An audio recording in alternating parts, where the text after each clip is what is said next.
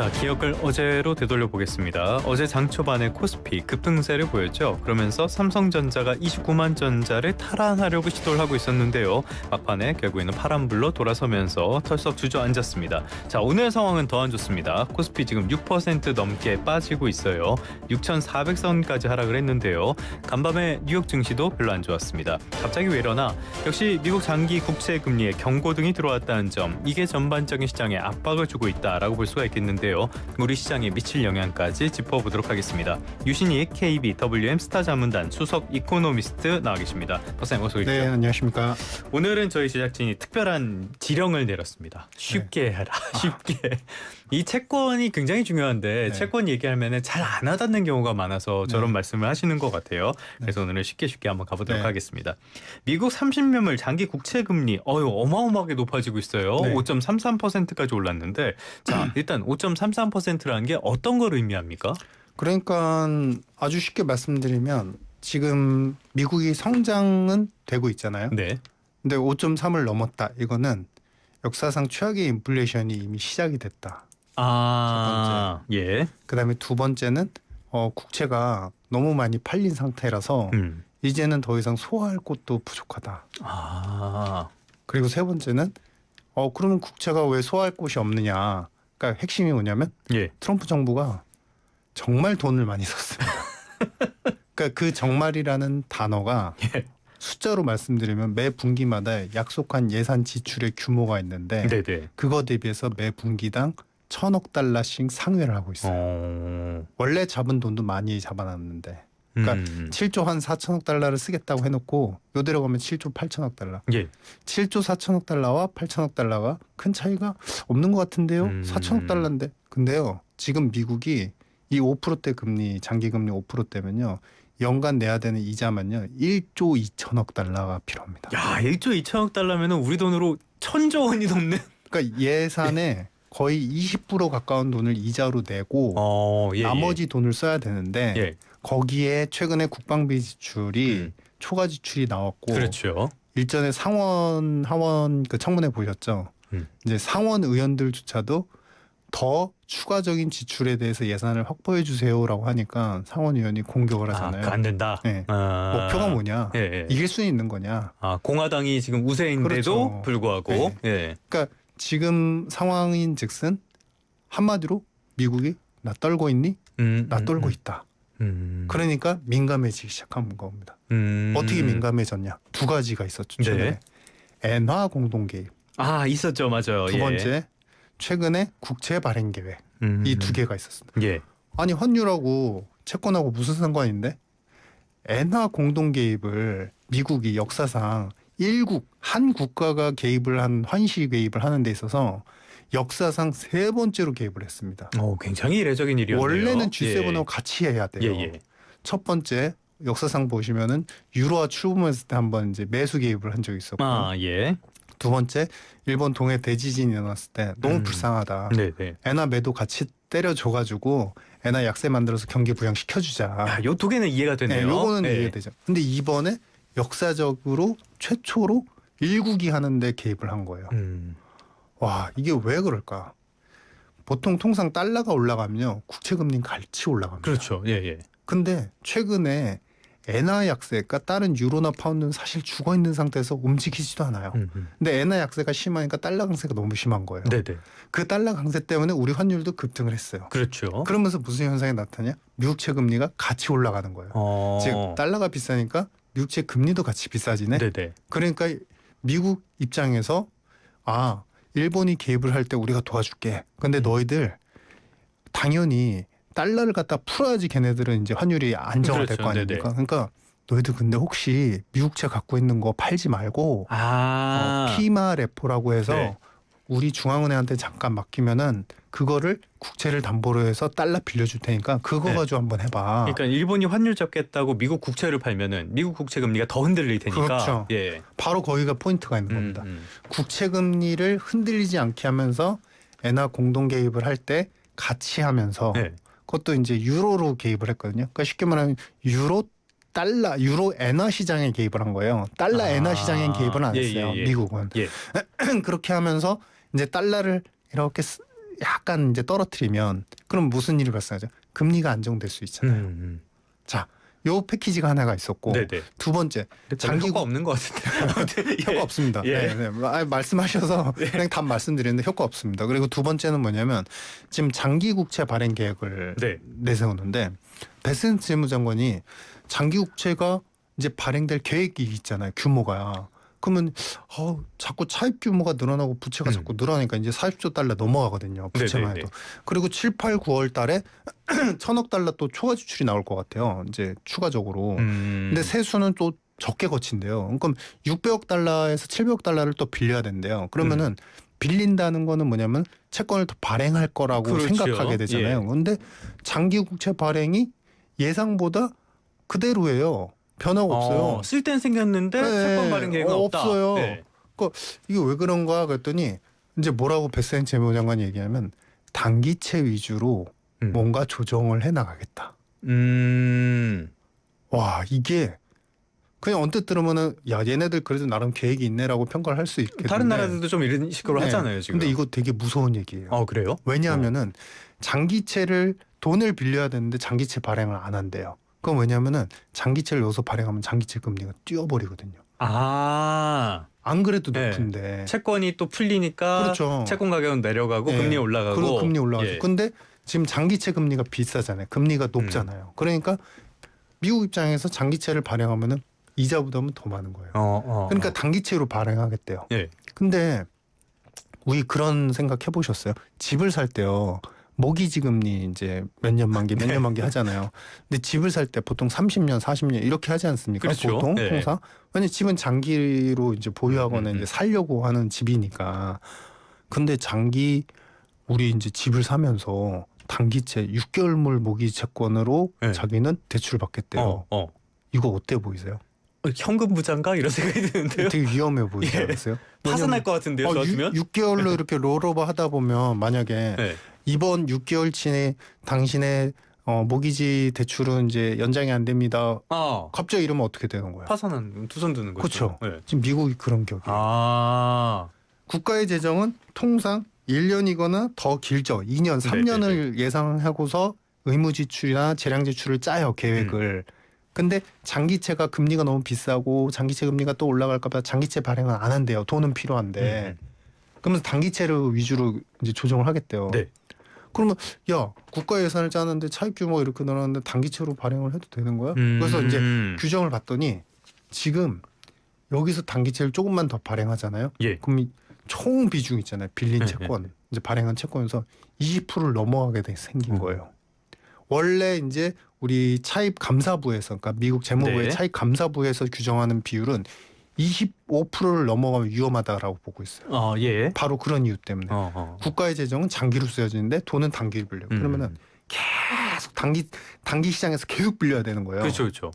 근데 지금 25%를 이제 육박할 수준까지 와 있어요. 지금 현재가 20% 수준입니다. 그러니까 이게 뭐냐면은 이렇게 어떻게 보면 우리 소위 얘기하는 자산과 부채의 불일치라고 하잖아요. 그러니까 쓸 거는 굉장히 길게 쓰면서 빌리는 건 촘촘하게 6개월씩 빌린다. 그렇게 하면서까지 금리를 맞춘다. 의지가 있다. 그런 의지가 있다. 이 두 가지를 합쳐서 생각해 보시면 첫 번째, 엔화 공동계획까지 하면서까지 금리를 낮추고 싶은 욕구가 있었다. 두 번째, 지금 국채 발행 계획을 갖다가 장기채를 갖다가 그대로 스테이블하게 하면서 단기채, 위험한 단기채까지 이제는 건드리기 시작하면서 절박하다. 낯떨고 있네. 그만큼 미국 기저에 있는 인플레가 이렇게 서서히 올라가고 있는 게 너무 그림해 보인다. 이런 그림의 총량, 저는 이제 항상 이제 언제나 미디어나 방송에서 말씀드리는데 AI는 우리에게 해로운가 좋은가? 저는 지금의 방식은 해롭다고 보고 있는 거예요. 왜냐? 우리가 예를 들어 설명을 드릴게요. 우리가 예를 들어서 지금 어떤 연세 많으신 70대, 80대 분이 계세요. 근데 그분이 젊어지고 싶어. 누구나 젊어지고 싶은 건 욕구니까. 그거요. 근데 단기에 바싹 지방 흡입과 그다음에 각종 성형 수술과 피부를 갖다가 이식하는 수술을 단기 1년 안에 그냥 다 처방을 받습니다. 돌아가실 것 같은데요. 그렇죠. 위험해 보이죠. 근데 다만 3개월 그걸 다 받고 나서 3개월 동안은 다른 분들이 볼 때 어떨 것 같아요? 와, 피부가 저렇게 올라가네. 주름이 싹 없어지네. 야, 모공까지 완전히 달라진 것 같아. 근데 신체 나이는 어때요? 신체 나이는 버티지 못하죠. 그렇죠. 체력적으로. 네. 그러니까 서서히 그로 인한 부작용이 계속 나올 수밖에 없죠. 바로 지금 AI가 그런 상황인 겁니다. 그러면 미국에 AI 투자하지 말았어야 되느냐? 아니죠. 하는 건 좋았는데 중요한 거는 선후가 잘못됐다는 거죠. 트럼프 행정부가 끌어가는 방식은 일단 너희들이 투입해, 자본 투자해, 우리가 재정 지출로 도와줄게, 돈 쏟아 부어라고 해놓고, 그러고 나서 지금 전력 문제가 계속 가속화되잖아요. 그렇죠. 전력 문제, 네. 인력 문제가 가속화돼요. 이 두 가지를 해소하지 못해요. 그러니까 빅테크들한테 너희들이 알아서 해소해. 그러면 정상적인 방식이랬다면, 아까 말씀드렸던 단기간에 성형수술한 노인분 말씀드린 것처럼 그렇게 안 하고 부작용 없이 하려면 어떻게 했으냐. 시간이 걸리더라도 전력 인프라 먼저 그렇죠. 세팅을 해놓고 했어야 되는 거죠. 근데 전력 인프라 구축하는 데 있어서 최소 3년에서 4년 이상 걸리다 보니까 트럼프 행정부는 사실 4년이에요. 근데 지금 1년 지났어요. 네. 빨리 조기에 성과를 내고 싶어요. 그러니까 먼저 이것부터 가뜩이나 미국의 인프라는 노후화가 돼 있어서 사실은 거의 이제 노후화 정도 자체가 70년도부터의 교량, 항만, 그다음에 다리, 그다음에 전력 인프라, 이게 70년대부터 지금까지 온 게 너무 많아요. 네네. 그러니까 교체를 계속 해 나가야 돼요, 서서히. 근데 그거를 원래 바이든 때부터 해 왔었거든요. 그러면 그거를 완성 짓고 AI 투자를 더 가속화하면서 정부 주도로 갔으면 이 정도의 부작용은 안 생긴다. 한마디로 트럼프잖아요. 한마디로 지금 너무 빠른 과도한 성형수술이 집착이 되다 보니까 그것 때문에 주가는 빨리 오를 수 있었지만 후폭풍은 어디까지 있을지 모른다. 그러니까 다시 연결해서 말씀드리면 미국이 베센스 재무장관이 나 떨고 있니. 과도한 지출을 했다는 스스로의 입증인 겁니다. 절박한 게 딱 보일 정도인데. 네. 지금 말씀하신 것처럼 AI까지 왔는데 이 AI도 채권 금리에 영향을 미치고 있기 때문에 그런 말씀을 해주셨어요. 그런데 크게 봤을 때 지금 첫 번째 물가, 두 번째 수요, 그리고 트럼프의 과소비, 이렇게 세 가지를 체크를 해주셨는데요. 먼저 물가부터 한번 볼까요? 지금 사상 최악의 인플레이션이 시작됐다라고 말씀을 해주셨는데 어떤 의미에서 그런 말씀하신 겁니까? 지금 이게 우리가 이제 그 얘기예요. 제 노인분 얘기로 다시 예를 쉽게 돌아갈게요. 그분이 성형수술 하셨어요. 네. 근데 알고 봤더니 이분이 당뇨가 있으신 거예요. 근데 당뇨가 있으면 어떻게 돼요? 일단 살도 빼고 그다음에 체력적으로 보완을 해야 되고 당뇨와 관련되는 뭐 인슐린이 됐든 이제 약을 복용하면서 계속 이제 건강 관리를 해야 되잖아요. 근데 거기가 보이고 있는데 다리가 악화되는 게 보여요. 상처가 안 나요. 근데 거기를 자꾸 덮는 거예요. 그 상처 부위를 자꾸 스타킹이나 아니면 양말 같은 거 신어가지고 자꾸 덮는 거예요. 네. 그냥 가리는 거예요. 근데 가리고 난 3개월 후, 6개월 후는 어떻게 됐을까요? 아무것도 해결된 건 없죠. 더 나빠졌겠죠. 악화되었겠죠. 바로 지금이 미국의 현황이 그런 겁니다. 그러면 지금 물가가 나오는 지표들은 그럭저럭 괜찮아 보이는데 전혀 해결된 건 없다는 말씀이신 거예요? 내수에서 서서히 이제 물가 압력이 계속 압박이 지속이 되고 있죠. 두 가지로 나눠 보시면은 서비스 물가가 만만치 않아요. 이제 전년비, 전월비로 해서 변동은 있지만 주택 렌트비하고 그다음에 운송 서비스하고 그다음에 메디케어가 완만하게 올라가고 있어요. 근데 이제 여기서 한 축은 뭐냐면은 이제 어제 그 도이치방크에서 뭐 이런 얘기를 했는데 소위 말해서 이제 미국이 골디락스에 들어가고 있다. 그런 것처럼 시장이 평가를 하고 있다. 그러니까 역설적 반어법이에요. 그만큼 너무 좋게 낙관적으로 보고 있다. 모든 걸 다 너무 좋게만 보고 있다. 왜냐?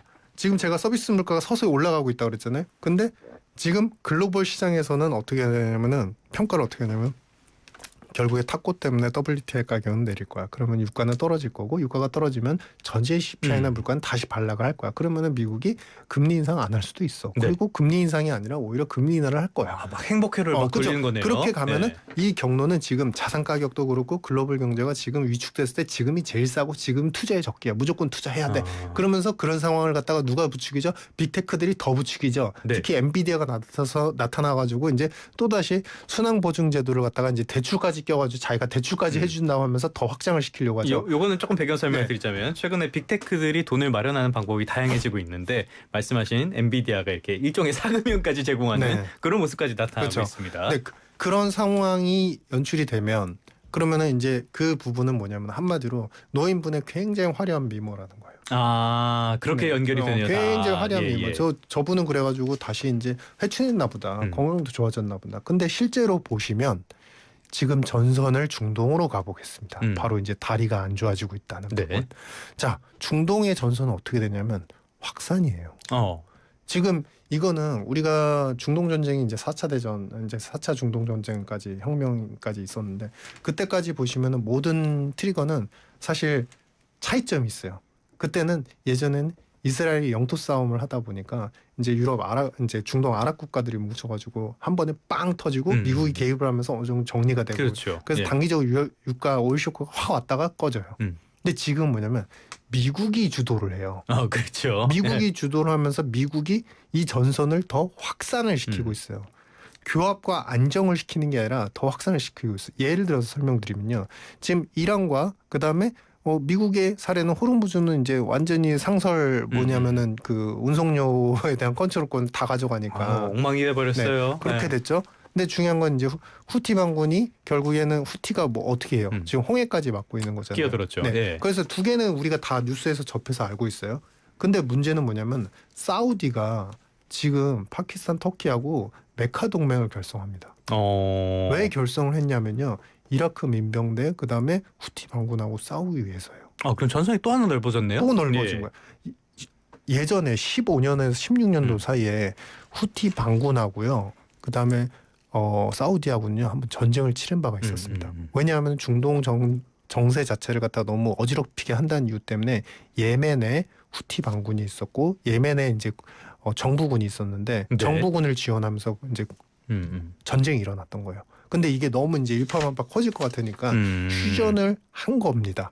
그런 상태로 사우디와 후티 반군 같은 경우는 지금까지 이어져 간 거예요.